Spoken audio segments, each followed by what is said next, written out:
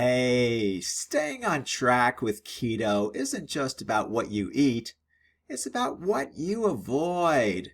If you're constantly tempted, falling off the wagon is just one snack away. In this video, I'll show you 3 powerful triggers that could sabotage your success and how to beat them. Trigger number 1, your environment. If your kitchen is still full of chips, cookies, and carb-loaded temptations, you're fighting an uphill battle every single day. Clean it out. Seriously, if it's not there, you can't eat it. Fill your home with keto-friendly options and you'll make success your default.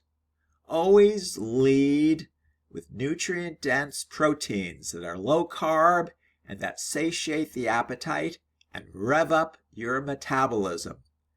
Trigger number 2, social pressure.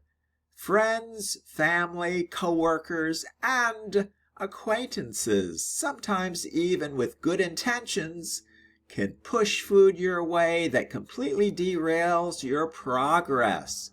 The key: have a plan. Bring your own keto dish to gatherings or confidently say, "No thanks, I've got goals." Trigger number 3, emotional eating.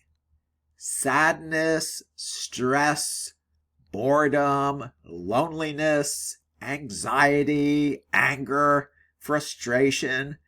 These emotions can sneak in and make that bag of chips look way too good. Instead, identify your patterns and swap in better coping strategies: a walk, journaling, or a quick workout. Don't let emotions choose your meals. Your success on keto depends on more than just counting and observing macros. It depends on mastering your mindset and environment.